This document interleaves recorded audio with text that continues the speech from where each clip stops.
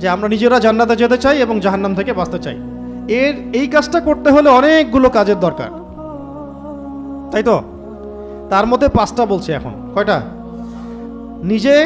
নিজেকে জান্নাতি মানুষ হিসেবে গড়ার জন্যে বহু কাজ আছে। আজকে আমরা 5টা কাজ বলছি, ইনশাল্লাহ পরের দার্সগুলোতে আরও কাজগুলো আসবে ইনশাল্লাহ। এই 5টা কাজকে আমরা ইহতেমাম করবো ইনশাল্লাহ। কি করব? মানে কি?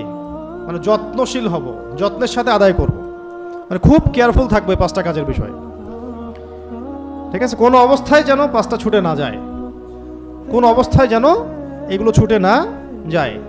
এটাকে বলা হয় শক্ত করে আঁকড়ে ধরার, যত্নশীল হওয়া। 1 নাম্বার হচ্ছে 5 ওয়াক্ত সালাত। 1 নাম্বার কি? 5 ওয়াক্ত সালাত। মিসাল দিচ্ছি এভাবে, রমাদান মাসে আমরা যেভাবে নামাজ পড়েছি এইভাবে পড়লেও হবে। রমাদান মাসে তো আমরা সবাই তারাবি, তাহাজ্জুদ, নফল, সুন্নত, জামাত সব পড়েছি না? সর্বোচ্চ চেষ্টা করেছি আমরা পড়ার জন্য। অনেকের অনেক সময় ছুটে যেতে পারে, সেটা আবার কাজা করেছে বা কোনোভাবে আদায় করেছে। তো সেক্ষেত্রে এই যে রমাদানের শিক্ষাটা, নামাজ কেন্দ্রিক শিক্ষাটা, এটাকে সারা বছর ধরে রাখা, সারা বছর না সারা জীবন ধরে রাখা। একজন উলামায়ে কেরামদের একজন বলেছেন যে 40 দিন তাকবীরে উলা না, সারা জীবন তাকবীরে উলা ধরে রাখতে পারি, এরকম করে চিন্তা করা। নামাজের পাবন্দির জন্য মাঝে মাঝে ওমরাহ করা দরকার। ওখানে গেলে নামাজের পাবন্দি হয় এবং নামাজ উপলব্ধি করা যায়, অনুভব করা যায়, ফিল করা যায়। নামাজ তো আসছেই ওই বাইতুল্লাহ থেকে, মক্কা মদিনা থেকে আসে না? ওখানে গেলে নামাজকে ফিল করা যায়। তো এটা আসলে ভাষায় প্রকাশ করতে পারবো না। এটা আমি পরামর্শ দিলাম, যদি কারো সামর্থ্য থাকে এবং ইলমে, আমলে, দৃঢ়তায়, ধারাবাহিকতায় ঘাটতি দেখা যাচ্ছে, তাহলে ওমরা করে আসলে ভালো হয়। পুরো নিজের সব মানে ভিতরের যে হতাশাগুলো, অলসতাগুলো, গাফেলতিগুলো সব চলে যাবে ইনশাআল্লাহ। নিজেকে ফিল করা যায় যে খুব মুনাওয়ার মনে হচ্ছে, আলোকিত মনে হচ্ছে, গুনাহমুক্ত মনে হচ্ছে। ওখানে যে কাজগুলো আছে, কাজগুলো করতে থাকলে ইসলামের সব পিলারগুলোকে ধরে ফেলা সহজ হয়। যাদের সামর্থ্য হবে তারা অবশ্যই বারবার উমরা করবেন ইনশাআল্লাহ, আল্লাহ পাক তৌফিক দান করেন। আর সালাতের পাবন্দি বলতে আমি কয়েকটা কথা বলবো। এক নম্বর হলো জামাতের পাবন্দি করা। 2 নম্বর হচ্ছে 5 ওয়াক্ত সালাতের মধ্যে কত রাকাত? 17 রাকাত নামাজ। এই 17 রাকাত নামাজের সাথে অন্তত 12 রাকাত সুন্নত আদায় করা। কত রাকাত? এই 12 রাকাত সুন্নাত যে ব্যক্তি আদায় করে তার জন্য জান্নাতে একটা করে ঘর নির্মাণ করা হয়। প্রথমটা হচ্ছে ফজরের আগের 2, যেটাকে এক পাল্লায় রাখলে এবং দুনিয়ার মধ্যে যা কিছু আছে এটাকে আরেক পাল্লায় রাখলে ওই 2 রাকাত সুন্নত ভারী হবে। জোহরের আগে 4, পরে 2, মাগরিবের পরে 2, এশার পরে 2, এই 12 রাকাত সুন্নাহ প্রতিদিন আদায় করা। যে ব্যক্তি আদায় করে তার জন্য তাকে জান্নাতে একটা ঘর দেওয়া হবে। এর সাথে সালাতের পাবন্দি বলতে তাহিয়াতুল ওযু হতে পারে। তাহিয়াতুল ওযু মানে ওযু করে এসে 2 রাকাত নামাজ পড়া, তাহিয়াতুল ওযু হয়ে গেল। যখন কোনো গুনাহ হয়ে গেছে 2 রাকাত নামাজ পড়া তওবার নিয়তে। কোনো গুনাহ হয়ে গেছে বা ভুল হয়ে গেছে, ওযু করে 2 রাকাত নামাজ পড়া তওবার নিয়তে। কোনো প্রয়োজন দেখা দিয়েছে বা কোনো সমস্যা, কোনো সংকট, ওযু করে এসে 2 রাকাত সালাতুল হাজত। এরপর যে কোনো সূরা দিয়েই পড়া যায়। তবে একটা কিতাবে পেলাম যে প্রথম রাকাতে সূরা ফাতিহার সাথে সূরা কাফিরুন, দ্বিতীয় রাকাতে সূরা ফাতিহার সাথে সূরা ইখলাস। ইনশাআল্লাহ এগুলো পরীক্ষিত আমল আছে কিছু। অনেক বড় বড় বুজুর্গ চলে গেছেন দুনিয়া থেকে, তাদের অনেক পরীক্ষিত আমল আছে। এগুলো আবার বেদাত না, কিন্তু বলে বসে এটা বেদাত। পান থেকে চুন খসলেই তো এখন শিরিক, বেদাত, হারাম। এই যে এগুলো প্রান্তিক চিন্তাটা থেকে বের হয়ে আসবেন। উলামায়ে কেরামদের সোহবতে আসলে প্রান্তিক চিন্তাটা থেকে মানুষ বের হয়ে আসতে পারে এবং চিন্তাটা প্রশস্ত হয়, ব্যালেন্সড হয়। হ্যাঁ, তো প্রথম রাকাতে আপনি সূরা কাফিরুন যে কোনো সূরাই পড়তে পারেন। আমি বললাম যে অনেক বুজুর্গদের পরীক্ষিত কিছু আমল আছে। প্রথম রাকাতে সূরা ফাতিহার সাথে সূরা কাফিরুন, দ্বিতীয় রাকাতে সূরা ফাতিহার সাথে সূরা ইখলাস পড়ে তারা দোয়া করেছেন, কাজ হয়ে গেছে। অনেকে প্রথম রাকাতে সূরা ফালাক পড়েছেন, দ্বিতীয় রাকাতে সূরা নাস পড়েছেন, হয়ে গেছে। এরকম অনেক আমল আছে মানুষের, যেগুলো ফল পাওয়া গেছে, ইতিপূর্বে বহু বড় বড় ওলামা একরাম আকাবিরগণ আসলাফগণ চলে গেছেন, তারা এগুলো থেকে ফয়দা পেয়েছেন, তাই তাদের কিতাবাদিতে লিখেছেন, সেগুলো আমল করতে কোনো অসুবিধা নাই। তো এটা হলো সলাতুল হাজত, সলাতুল হাজত। আর তাহিয়াতুল ওযু মানে ওযু করে এসে 2 রাকাত নামাজ পড়া। বেলাল রাদিয়াল্লাহু আনহুর খাস আমল, খুসুসি আমল, যার ফলশ্রুতিতে তাকে নবী সাল্লাল্লাহু আলাইহি ওয়াসাল্লাম বলেছিলেন কি, জান্নাতে যখনই আমি যাই তোমার পায়ের আওয়াজ শুনতে পাই। ওনার খুসুসি আমল ছিল, যখনই ওযু ছুটে যাইতো তিনি ওযু করতেন, ওই ওযু দিয়ে 2 রাকাত নামাজ পড়তেন। এটা আমরা তাহিয়াতুল ওযু বলি, তাহিয়াতুল ওযু। মসজিদে ঢুকেছেন, নামাজ এখনো শুরু হয় নাই, তো ওযু আছে, 2 রাকাত নামাজ পড়ে বসা, এটার নাম তাহিয়াতুল মসজিদ, তাহিয়াতুল মসজিদ। এটাও আমল করা যায়। সলাতের পাবন্দি বলতে এগুলো চলে আসে। আর সবচেয়ে জরুরি সলাত হলো ফরজ সলাতের পরে তাহাজ্জুদ। কোন সলাত? এটা আমরা অনেকে মনে করি যে অনেক লম্বা সময় নিয়েই মনে হয় পড়তে হবে, অনেক বড় সূরাই মনে হয় লাগবে। 2 রাকাত নামাজ পড়লেও তাহাজ্জুদ আদায় হয়ে যাবে। ফজরের আগে আধা ঘন্টা আগে উঠেছেন, 2 রাকাত নামাজ পড়ে ফেলেছেন, আপনার তাহাজ্জুদের হক আপনি আদায় করেছেন, আলহামদুলিল্লাহ। আমরা তো আর ওইভাবে হক আদায় করতে পারবো না। আমি হাজিরা দিলাম অন্তত, কি দিলাম? হাজিরা দিলাম অন্তত। অনেকে দেখা যায় এই যে এখনই 10টা বাজে, ঘুমাতে ঘুমাতে 12টা 1টা বেজে যাবে, স্বাভাবিক। কারণ এখন এমনভাবে বিশ্বকে সাজানো হয়েছে, দিন হয়ে গেছে রাত, রাত হয়ে গেছে দিন। অনেকের কিছু করার নাই, অনেকে জব সেকশন এমন, পড়াশোনা সেকশন এমন, প্যাটার্নটা এমন। আর যারা একটু ওয়াজ মাহফিল করতে যাবেন তাদের তো আর কথাই নেই, তাদের তো রাত আর রাত থাকবে না, রাত হবে দিন, দিন হবে রাত। এটাও একটা কারণ, এই সিস্টেমগুলো থেকে বেরোতে হবে, মসজিদ ভিত্তিক প্রোগ্রামগুলো করতে হবে। রাতের ঘুম হারাম হয়ে যায় এগুলোর কারণে। তো যদি দেরি হয়ে যায় ঘুমাতে, ঘুমানোর আগে 2 রাকাত নামাজ পড়ে ঘুমানো, তাও কিয়ামুল লাইলের হকটা আদায় হলো, ঠিক আছে? তো নবী সাল্লাল্লাহু আলাইহি ওয়াসাল্লাম পড়তেন 8 রাকাত, 11 রাকাত, বেতন নামাজ পড়তেন, শেষে 11 রাকাত হতো, 13 রাকাত হতো অনেক সময়। তো এই নামাজ অনেক লম্বা হতো, অনেক লম্বা হতো, মানে পা ফুলে যাওয়ার মতো লম্বা হতো।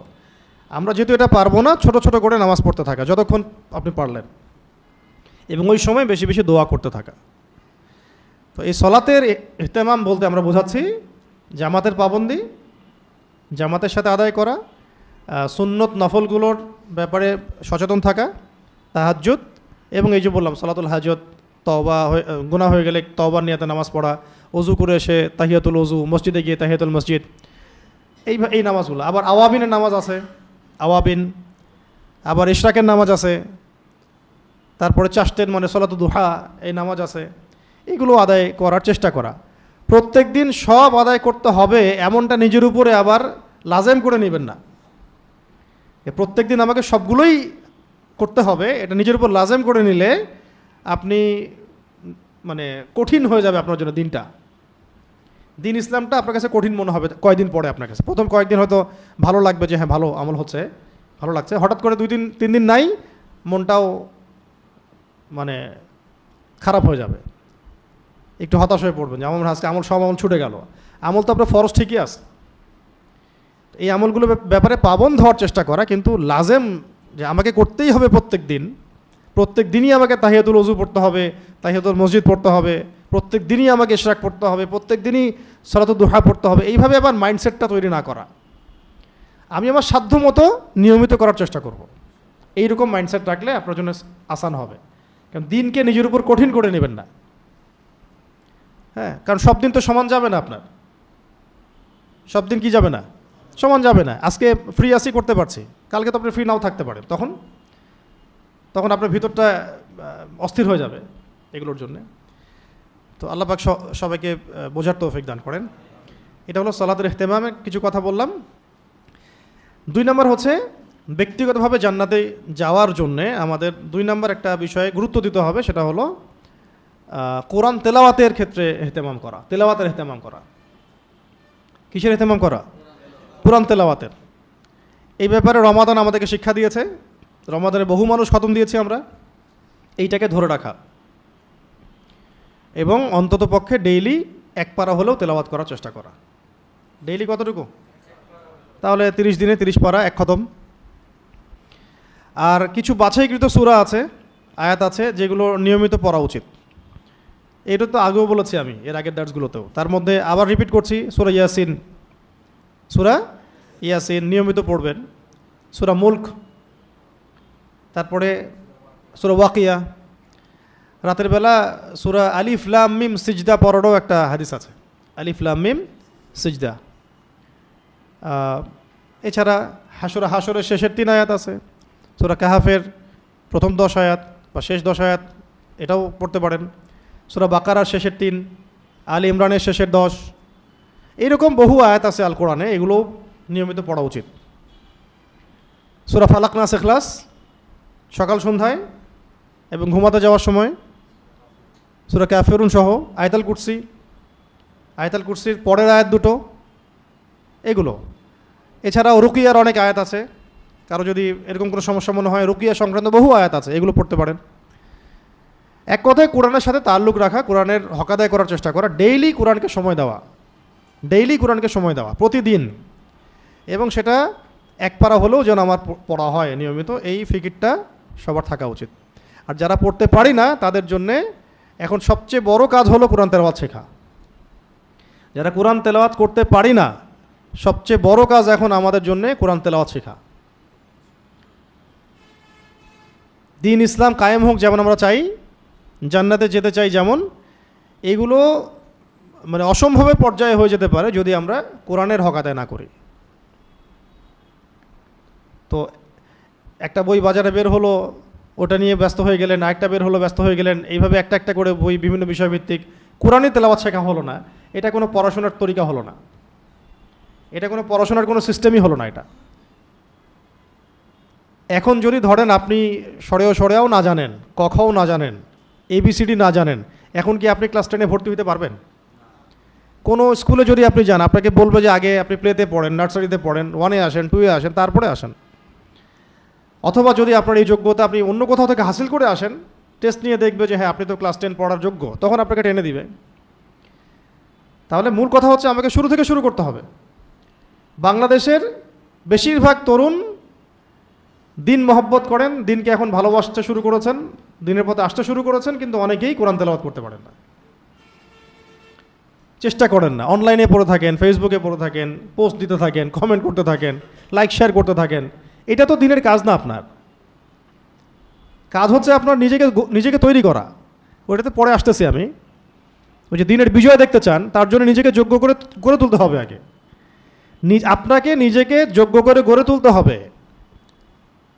বাংলাদেশে যাদেরকে আপনি দেখছেন দিনকে প্রেজেন্ট করছে, এই কয়েকজন মানুষের উপরে ভরসা করে বসে থাকলে হবে না। কারণ আজকে তারা আছেন, কালকে তারা নাও থাকতে পারেন। তখন হাল ধরবে কে? এবং দিন তো শুধু ওই কয়েকজন মানুষের উপর জিম্মেদারি হিসেবে আসে নাই, আসছে না, সবার উপরে দায়িত্ব আছে। এই কারণে নিজেকে যোগ্য করে গড়ে তুলতে হবে বা চেষ্টা করতে হবে। এই চেষ্টার জন্যে সবার আগে কি প্রয়োজন? তেলাওয়াত শেখা দরকার। পড়াশোনার কোনো বিকল্প নাই, আর পড়াশোনা শুরুই হবে তেলাওয়াত থেকে। তেলাওয়াত শুদ্ধ হয়ে গেলে, তেলাওয়াত যদি একবার সৈশুদ্ধ হয়ে যায়, তাহলে আপনার নামাজের সব উচ্চারণ ঠিক হবে, নামাজের তাসবিহ তাহলিল ঠিক হবে, দোয়াগুলো সব শুদ্ধ হবে, তাশাহুদ দরুদ মাসুরা সব শুদ্ধ হয়ে যাবে। আপনি যে কোনো আরবি কিতাব এবার যেটাতে দেয়া আছে, মানে যে কোনো আরবি কিতাব যেখানে জবরজের পেশ দেয়া আছে, এগুলো আপনি পড়তে পারবেন তখন, যেহেতু আপনি তিলাওয়াত করতে পারেন কোরআন। যে কোনো আরবি কিতাব যদি জবরজের পেশ দেয়া থাকে, আপনি তো পড়তে পারবেন, তখন আপনি কোরআন তেলাওয়াত করতে পারেন। হাদিসগুলো আপনি বানান করে করে পড়তে পারবেন, কারণ আপনি কোরআন তেলাওয়াত করতে পারছেন। তাহলে আমাদের কাজ কি এখন? কোরআন তেলাওয়াত করা শেখা। তাহলে প্রথম বললাম যে ইহতেমাম করব সালাতের, তারপর দ্বিতীয় কাজ কি? কোরআন তেলাওয়াতের ইহতেমাম করব ইনশাআল্লাহ। আল্লাহ পাক সবাইকে তৌফিক দান করেন। আর যারা কোরআন তেলাওয়াত শিখি নাই, এখন আপনার উপর ফরজ হচ্ছে কোরআন তেলাওয়াত শেখা। এটা আপনার উপর কি? ফরজ। 3 নম্বর হচ্ছে দৈনন্দিন কিছু জিকির আজগার মামুলাত আছে, সকাল সন্ধ্যার ওজিফা জিকির আজগার এগুলো আছে, এগুলোর ইহতেমাম করা। দৈনন্দিন সকাল সন্ধ্যার জিকির আজগার, ওজিফাগুলো, দোয়াগুলো এবং যে মামুলাতগুলো, এগুলোর ইহতেমাম করা। যেমন হিসনুল মুসলিম বইটা খুললে দেখবেন সকাল সন্ধ্যার জিকির আজগার আছে না? যে কোনো দোয়ার বই খুললে দেখবেন সকাল সন্ধ্যার জিকির আজগার। এছাড়া চলতে ফিরতে কত জিকির আজগার আছে, দোয়াগুলো আছে, এই সবগুলোর ইহতেমাম করতে হবে। এটাকে শক্ত করে ধরতে হবে। আল্লাহ পাক করার তৌফিক দান করেন। এগুলো এগুলো কখন পড়তে পারবেন? যখন তিলাওয়াত জানবেন তখন। তো যে তিলাওয়াত জানে না, তিলাওয়াত করতে পারে না, বা কোরআন মানে বানান করে পড়তে পারে না, থরলি পড়তে পারে না, সে দোয়াগুলো কিভাবে শুদ্ধ করে পড়বে? জিকির আজগারও তো ঠিক মতো করতে পারবে না, সে উচ্চারণ করতে গেলে ভুল হবে। আমরা কিন্তু আজকে খুব বেসিক কথা বলছি, এখন অর্থের দিকে আমরা যাই নাই, তাফসীর ওগুলোর দিকে আমরা যাই নাই, শুধু তেলাওয়াতের কথা বললাম এবং দৈনন্দিন জিকির আজগারগুলো, মামুলাতগুলো আদায় করার ব্যাপারে সচেষ্ট হওয়ার কথা বললাম। আল্লাহ পাক তৌফিক এনায়েত করেন। 4 নম্বর হচ্ছে দিনের একটা অংশে, 24 ঘন্টার যে দিনটা যাচ্ছে আমাদের, অন্তত একটা অংশে আমাদের আল্লাহ রব্বুল আলমিনের সাথে একাকী কথা বলা দরকার, যেটাকে আমরা বলি দোয়া করা। দোয়া মানে কি? মোনাজাত মানে কি? দোয়া মানে, মোনাজাত মানে আল্লাহ পাকের সাথে একা একা চুপি চুপি কথা বলা। দোয়া মোনাজাত মানে আল্লাহ পাকের সাথে কথা বলা। ধরেন আপনার মা অসুস্থ হয়েছেন, এখন আপনি 2 রাকাত নামাজ পড়ে একা একা দোয়া করছেন, তখন আল্লাহ পাকের সাথে আপনার কানেকশনটা কেমন থাকে? চোখে পানি আসে না? ভিতরে অনুভূতি কাজ করে যে আমি কাউকে কিছু বলছি। ওই অনুভূতিটা কিন্তু অনেক সময় নামাজের মধ্যে আমাদের আসে না, তিলাওয়াত শুনে আসে না।